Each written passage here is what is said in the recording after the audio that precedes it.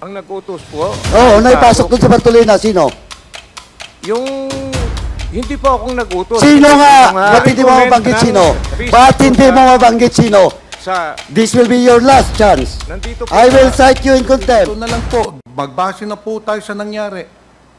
Bakit napagsama mo yung dalawang bilanggo at saka yung Chinese national na under your regulations, hindi po pwede magsama yung Chinese nationals doon sa mga Pilipino na bilanggo?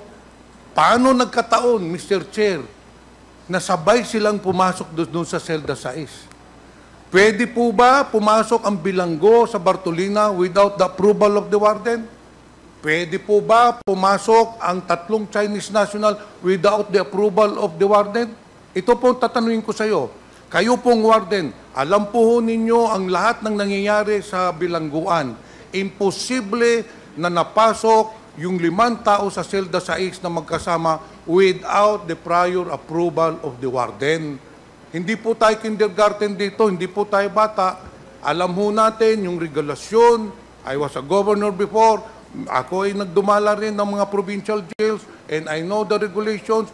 Wala pong nangyayari ng mga movement ng bilanggo kung wala pong approval ng warden.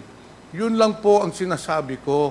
So, even if we assume that all these statements of the resource persons are false, pero the fact will belie the truth that you approved the movement of these prisoners na magkasama-sama sila para matupad na yung order sa iyo ni Colonel Garma na patayin yung Chinese national. Hindi po ba? Mr. Chair, wala pong pag-uusap na nangyari between me and Colonel Garma. Yun po ang totoo. At yung paglalagay po ng mga PDL, prison rules violators, hindi po under sa direct order ko. Sa Bucor po, mayroon pong level of responsibility na kung sino yung arresting officer, ito turn over po yan sa ship commander. Then the ship commander will issue confinement order to the prison disciplinary dormitory. Ganun po ang proseso. Ang superintendent po, wala pong direct na order na binibigay po sa... Sige, thank you, Superintendent Padilla. Yes, Senior Deputy Speaker Gonzales. Mr. Chairman, kay Superintendent Padilla po, yung naguguluhan na po, no? Baka in your recollection, basahin ko lang po, itong number 25 sa laysay ni Tata. Pagkatapos ng insidente sa pagpatay sa 3 Chinese drug lords, nilagyan ni Fernando Magdadaro ng malong yung rehas ng Bartolina sa Celda 6 para hindi makita ang duguan na katawan ng 3 Chinese drug lords. Pagkatapos, number 26, baka mariminis po to. Pagkatapos, ay dumating si Superintendent Gerardo Padilla sa Bartolina, Celda 6. At sinabi niya na anong ginamit niyong ihagis sa labas. At ihagis naman namin ang korta at balisong sa labas ng selda. Ito po yung pinakalas.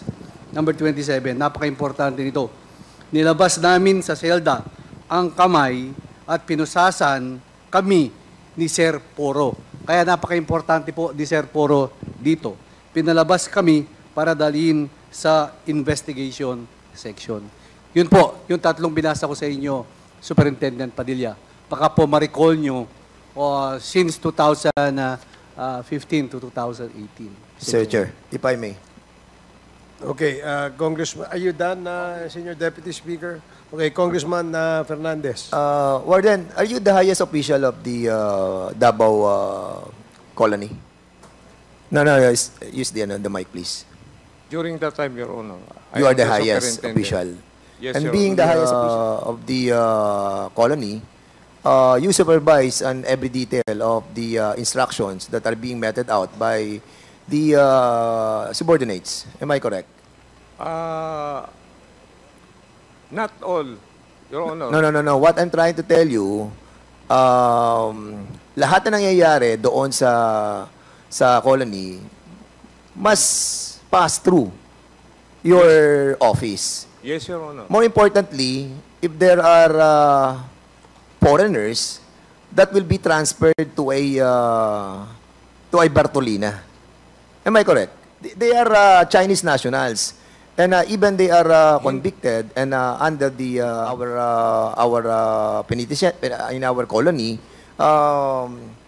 Of course, you have to consider yung tinatawag nating direct supervision, di ba? If I may. Am I correct? I'm not correct. Yes, Your So Honor. wala kang pakialam kung ililipat man sila sa Bartolina. May- Are you saying that? Wala kang pakialam?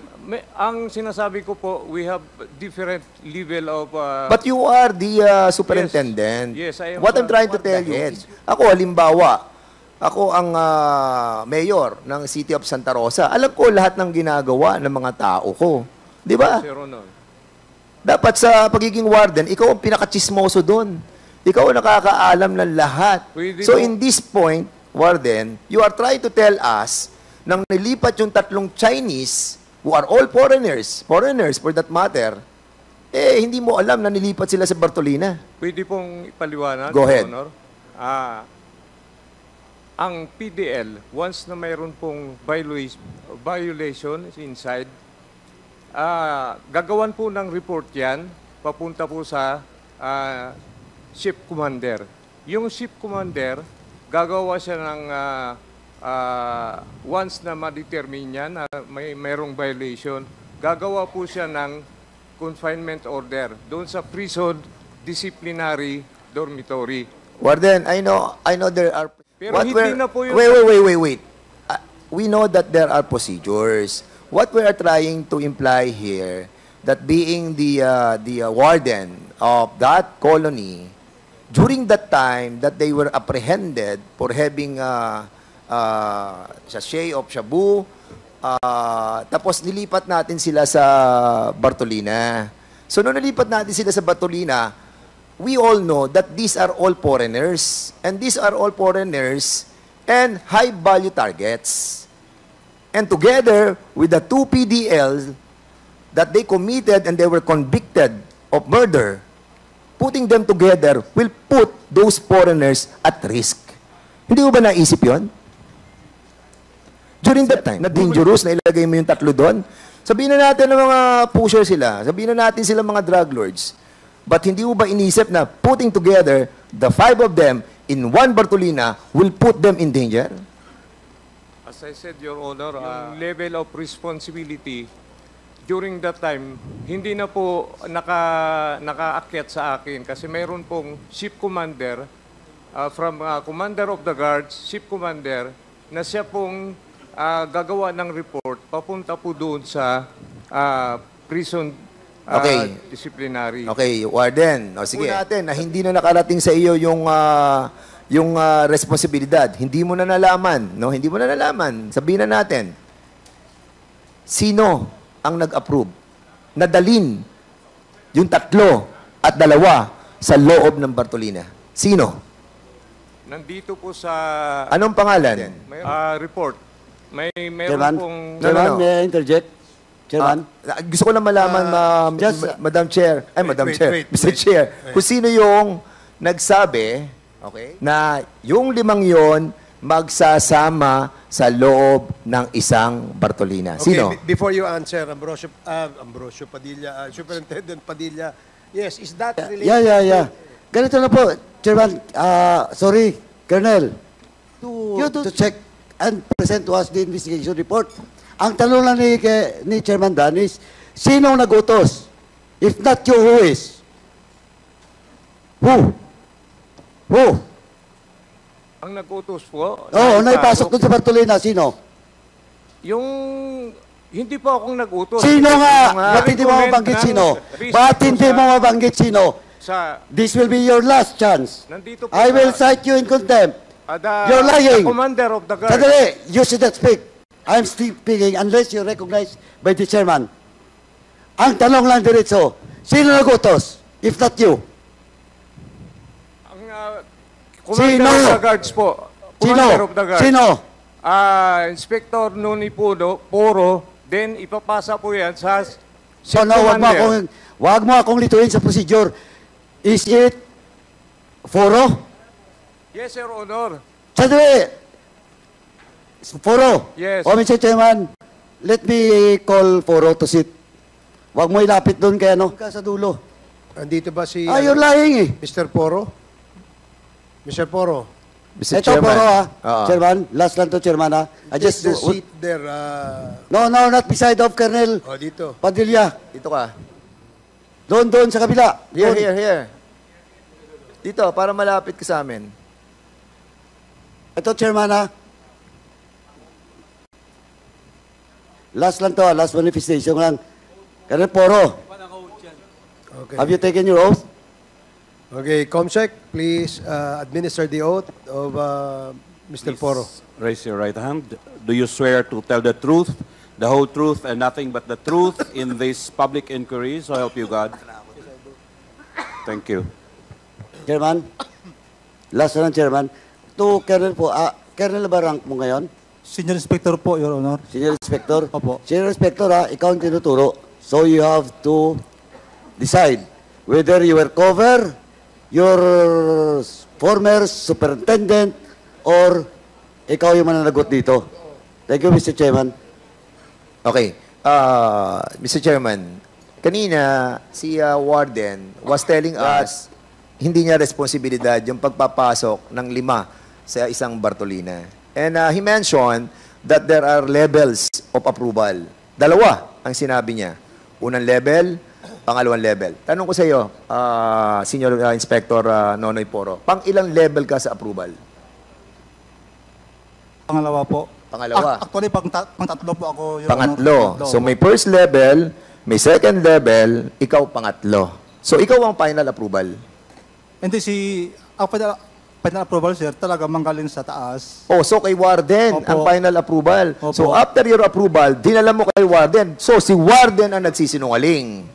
So ngayon, ang final ng approval ng pagpapasok ng 3 Chinese together with the 2 PDLs is under your jurisdiction, Warden. Di ba? Ayun ang sabi ni Senior Inspector Nonoy Poro. Am I right? Kasi ikaw ang sinasabi mo, pangatlong level ka. From the superintendent, sir. From the superintendent, mayroon pang assistant superintendent for security and operation. Oo. Punta po sa akin, commander of the guards. Papunta na po sa ship. So commander. ikaw ang nagsabi na dalhin yung 3 sa iisang Bartolina. Hindi po. Sino? May advice po si Sir Jerry na... Sino may advice? May advice po si superintendent. So may advice si superintendent na Opo. ipasok sa isang Bartolina yung 5. Opo. O yun. O sabi mo kanina, Warden, wala kang alam. Hindi mo responsibilidad yon. Ganito ang nangyari po, Your Honor. Noong nagkaroon po ng violation, ginawa ng report ng Commander of the Guards. Then si Commander of the Guards, tinurn over niya sa Ship Commander. Nung time na yon, during that time, ang Bartolina po namin talaga congested. Nung time na yon.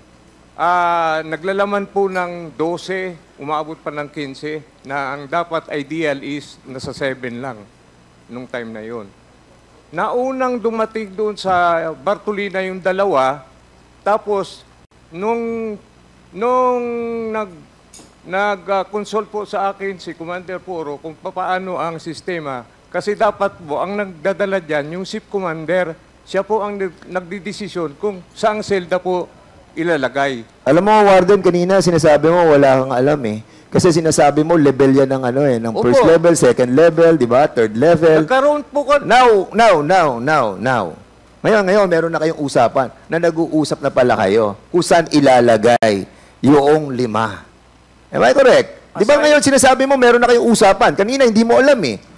Di ba? As I recall, Your Honor, kasi sa sobrang tagal, para lumapit Can you siya... please speak louder with your mouth much nearer? Lumapit siya kasi nagkakaroon kami ng problema nung time na yon dahil dyan sa sistemang yan. O yun, so wait, putulin kita doon.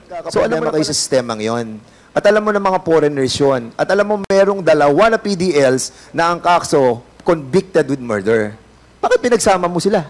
Wala naman po kami... Because of the approval of the 3 levels. Is that what you're trying to say? As recommended. As recommended by them. Yes. Di ba? So, the final approval lies with you. Am I correct? Supposed to be... Answer me. Yes, Your Honor. Yes, so you have the responsibility. Oh. Ikaw ang nag-approve na yung 5 magsama-sama sa isang Bartolina. Pero- Tama? Yes, Your Honor. That is what we are trying to ask. Congressman Johnny Pimentel was asking you. Pero Di ba, wait, kanina sinatanong ka ni Congressman Johnny Pimentel. Ang sinasabi mo, wala kang responsibilidad doon. Ang sinasabi mo, first level, second level, and third level responsibility yan. Hindi ko responsibilidad yan. Di ba? Alam mo, Warden, mahirap magtahi-tahi ng kasinungalingan. Hindi Di ba? po ako nagsisinungaling, Your Honor. Alam mo, nakakalungkot. Dahil pinagtatakpan mo yung pagkakasala ng pagpatay doon sa 3 Chinese national. Sabihin na nating pinakamasama na silang tao sa buong mundo. Pero wala tayong karapatan na maging bahagi tayo para magbuwi sila ng buhay. Ano ba yun, Warden? Hindi ka ba nakukonsensya? Hindi ka nakukonsensya? Ha? Nakakonsensya po. Nakukonsensya ka? Opo. So, ngayon nakukonsensya ka na? Pero wala po akong kinalaman sa nangyaring patayan. Paano ka na wala kang responsibilidad samantalang sinasabi mo that you have this final approval? Mr. Chairman, I think this person is lying to his state. At nakita naman po natin that kanina sinasabi niya na hindi niya level yung responsibilidad na yon, and now he's changing his testimony na yung final approval na sa kanya because si Senior Inspector Nono Poro told us na ang final approval lies with the warden, which is the right procedure. In any institution, in any agency, it's always the head who have the responsibility of all what is happening in his agency. And that's the reason why, Mr. Chairman, I believe that this person will always lie in this committee.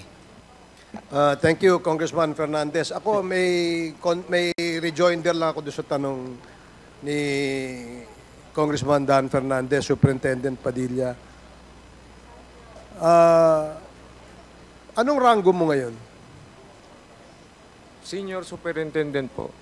When you were the warden of Davao Penal Colony, anong rango mo? During that time, we are not yet modernized, yung 10575. I am the penal institution supervisor. Your Honor. Okay, so now you're a full colonel, kumbaga. Based po sa 10575 modernization. Okay. law. So you're a beneficiary of the modernization Yes, Your Honor. because you were promoted. Is it because of your accomplishments, or is it because you were just a mere beneficiary of the modernization law? Because of the modernization law, not because of the promotion. So wala kang meritorious achievement for the government to promote you to your rank now. I mean, hindi po nangyari yon. O sige. Alam mo, I think Senior Inspector Noni Foro was just telling the committee kung ano yung proseso. Kasi hindi naman nga tama na alam nila na malalagay sa Bartolina yung mga preso, pero yung boss nila, which is you, hindi mo alam. Now, you keep on evading the questions asked by the members. And you, with your answers, you compel us to believe and to conclude na ikaw ay nagsisinungaling. Dalawang bagay lang po yan kay Superintendent Padilla eh. You are either incompetent, nagtataka kami na hindi mo alam yung procedure, mabuti pa yung the deputy, yung mas mababa sa'yo, alam yung procedure eh. So, you are either incompetent or meron kang kinalaman dito sa krimen na nangyari mismo sa bahay mo.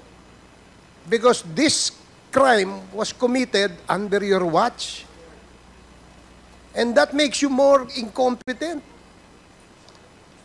So, nakakalungkot na meron tayong ganitong klaseng opisyal sa ating gobyerno. If proven that you are indeed part of this crime, I am sorry. Mr. but Chair. The committee Mr. Chair. will be compelled to recommend drastic actions for you. Mr. Sige, May I say Congressman something, please? Abante.